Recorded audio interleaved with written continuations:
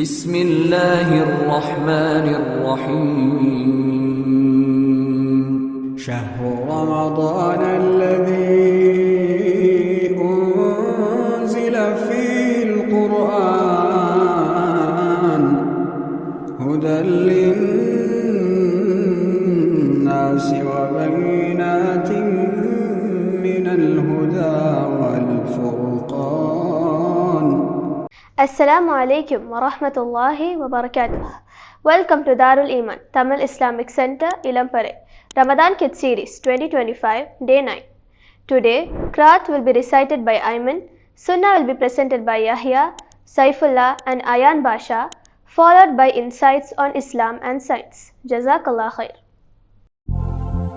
يا رمضان يا رمضان يا رمضان يا رمضان هليك ليلك يا رمضان حنا صوامك يا رمضان نور علينا يا رمضان يا رمضان ليلك ونهارك يا رمضان بركة ورحمة يا رمضان ذكر وتلاوة يا رمضان يا رمضان رمضان كريم.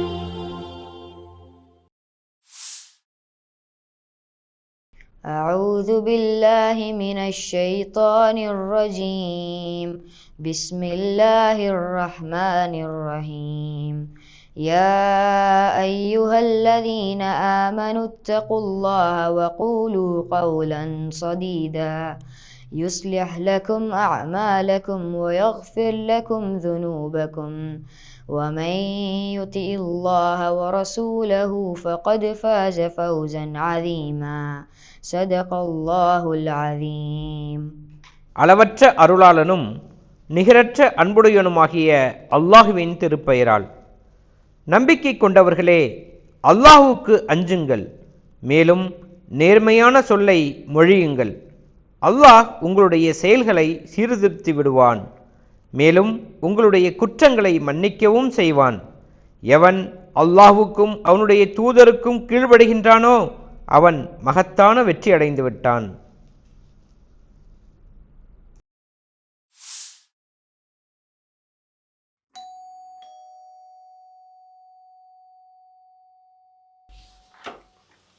அஸ்ஸலாமு அலைக்கும். வலைக்கும் சலாம் அங்கிள். வீட்டில் அம்மா இருக்கிறாங்களாப்பா? இல்லை அங்கிள், அம்மா வெளியே போயிருக்காங்க. வேற யாராவது பெரிய ஆள் இருக்காங்களா? அன்னைக்காங்க. கூப்பிடுப்பா அண்ணனே. ஆனால் யாரும் கூப்பிட்றாங்க உங்களுக்கு? அஸ்ஸலாமு அலைக்கும் அங்கிள், வாங்க உள்ளார வாங்க. வாலைக்கும் சலாம். தம்பி கொஞ்சம் இறங்கிங்கப்பா, அங்கிள் உட்காரட்டும். அங்கிள் சேர்ல உட்காருங்க. என்னப்பா பண்ணிட்டு இருக்க? குரான் படிச்சிருந்தேன் அங்கிள். டீ காஃபி ஏதாச்சும் குடிக்கிறீங்களா? இல்லைப்பா, எதுவும் வேணாம்ப்பா. தண்ணி குடிங்க அங்கிள். அங்கிளுக்கு ஒரு கிளாஸ் தண்ணி எடுத்துட்டு வாப்பா. அப்புறம் என்ன ஸ்கூல்ப்பா படிக்க? நான் நியூ இந்தியன் ஸ்கூல் படிக்கிறேன் அங்கிள். அப்புறம் என்ன விஷயமா வந்தீங்க? இல்லைப்பா, அம்மாவுக்கு முட்டை கொடுத்துட்டு போகலான்னு வந்தேன். அப்படியே எத்தனை முட்டை அங்கிள் இருக்கு? 10 முட்டைப்பா, 50 ரூபா. 50 ரூபாவா? 50 ரூபாவா? நம்ம மார்க்கெட்லலாம் ஒரு முட்டை 10 ரூபா நிற்பாங்க. நீங்கள் என்ன அங்கிள் 10 முட்டை 50 ரூபான்னு விற்கிறீங்க? இது சத்து உணவு முட்டைப்பா, அதான் 5 ரூபாய்க்கு விற்கேன்.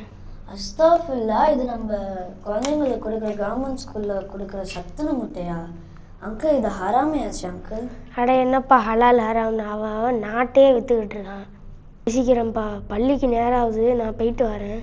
இல்லை அங்கிள், இதை நீங்களே வச்சுக்கோங்க. அட வச்சிருப்பா, நான் அம்மாட்ட பேசிக்கிறேன். பள்ளிக்கு நேரம் ஆகுது, நான் போகணும். இல்லை அங்கிள், இந்தாங்க, நீங்கள் இதை எங்கே எடுத்தீங்களோ அங்கேயே வச்சுக்கோங்க. அம்மாக்கிட்ட சொல்லிக்கிறேன்.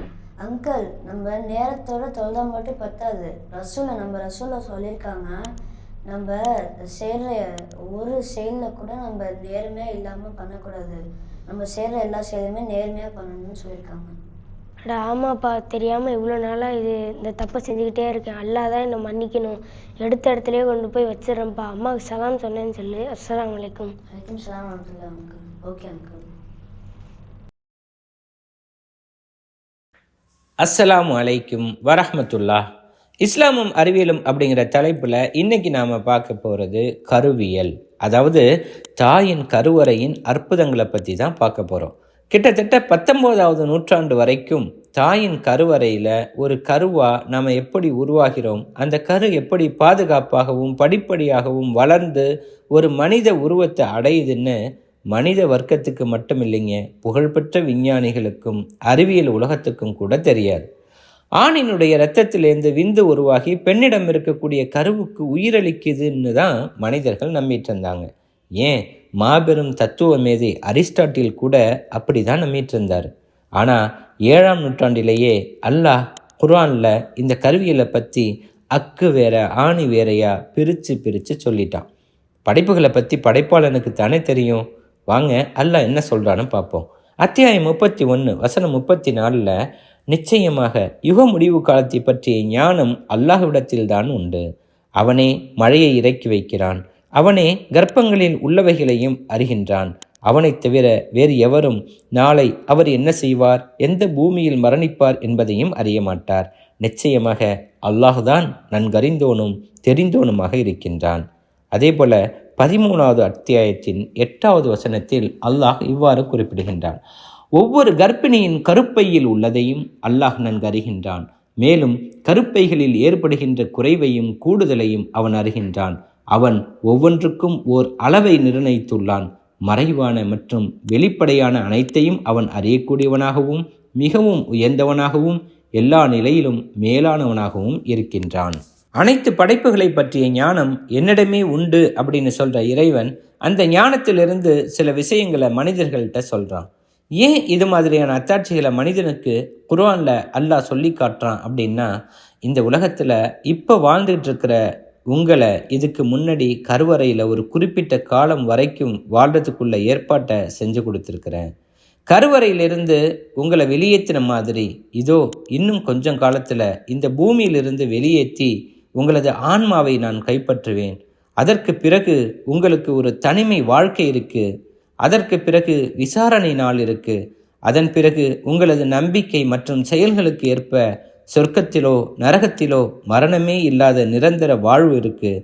ஆதலால் உங்களை படைச்ச இறைவனை யாருங்கிறத தெளிவாக தெரிஞ்சு இந்த பூமியில் வாழும்போதே கண்டுணர்ந்து அவனது கட்டளைக்கு வழிபட்டு நீங்கள் அடிபணிஞ்சு வாழுங்க. கண்மூடித்தனமாவெல்லாம் நம்பிட வேண்டாம். உங்களுக்கு நான் தந்த அறிவிலிருந்து நீங்கள் கண்டுபிடிச்ச ஹை டெக்னாலஜியை வச்சு நான் சொல்லக்கூடிய செய்தியை உறுதிப்படுத்திக்கலாம். அதுக்கு தான் குர்ஆன் மூலமாக நான் வழிகாட்டுறேன். மனிதர்களே, இந்த உலகத்தில் உண்மை இறைவனை மறுத்து நீங்கள் ஏமாந்து விடாதீர்கள். அப்புறம் மரணத்துக்கு பிறகு கை சேதப்படுவீர்கள்னு பிரபஞ்சங்களை படைச்ச அல்லாஹ் நமக்கு எச்சரிக்கிறான். இப்போ விஷயத்துக்கு வருவோம். சில அரபு நாட்டு மாணவர்கள் குர்ஆன் கூறக்கூடிய இந்த கருவியல் தொடர்பான செய்திகளை எல்லாம் ஆங்கிலத்தில் மொழியாக்கம் செஞ்சு எடுத்துக்கிட்டு கருவியலின் தந்தை என்று அழைக்கப்படக்கூடிய டாக்டர் கீத் மூர் கிட்ட போனாங்க.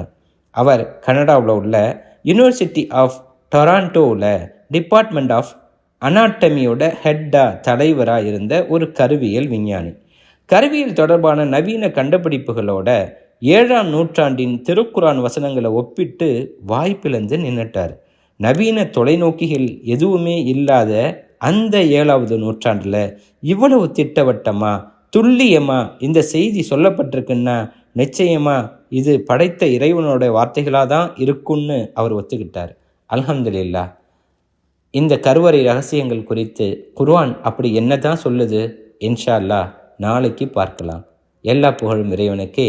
அஸ்ஸலாமு அலைக்கும் வரஹ்மத்துல்லாஹ்.